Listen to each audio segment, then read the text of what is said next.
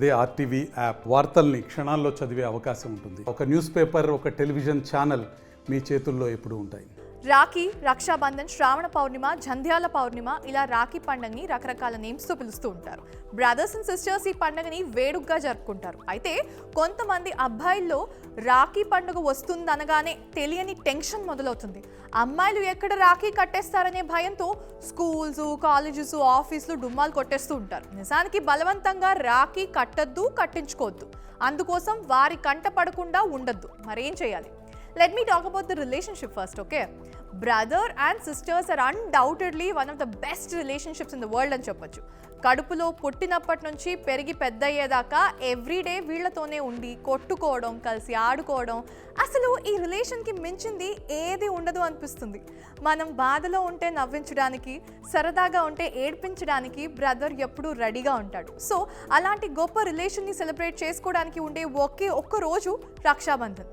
మన చిన్నప్పటి నుంచి ఇప్పటి వరకు రోజులు చాలా మారిపోయాయి అండ్ ప్రతి ఒక్కటి మారుతూ వస్తున్నారు. రాఖీ కట్టడం మాత్రం మారలేదు.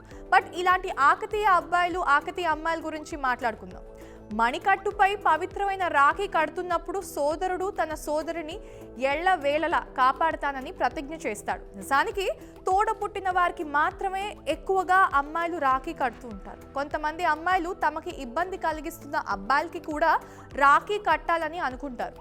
ఎప్పుడెప్పుడు రాఖీ వస్తుందా అని ఎదురు చూస్తూ ఉంటారు. ఇక వారెక్కడ తమకి రాఖీ కట్టేస్తారో అని చెప్పి అబ్బాయిలు ఆ ఒక్కరోజు వారికి కనిపించకుండా తిరుగుతూ ఉంటారు.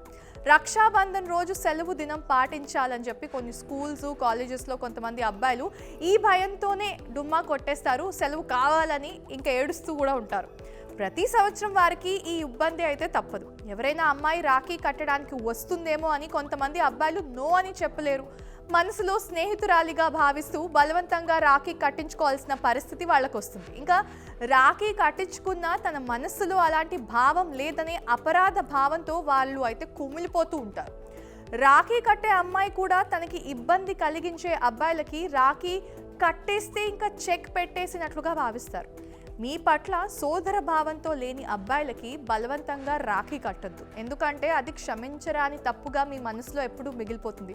So don't face this guilty like this. ఖచ్చితంగా మీ మనసు కనిపిస్తేనే కట్టండి, కట్టించుకోండి. మీ అందరికీ రాఖీ పండుగ శుభాకాంక్షలు. మరిన్ని వీడియోస్ కోసం ఛానల్ ని సబ్స్క్రైబ్ చేయండి. లేటెస్ట్ అప్డేట్స్ కోసం వాట్సాప్ ఛానల్ ని ఫాలో చేయండి. అండ్ లింక్ డిస్క్రిప్షన్ లో ఉంది.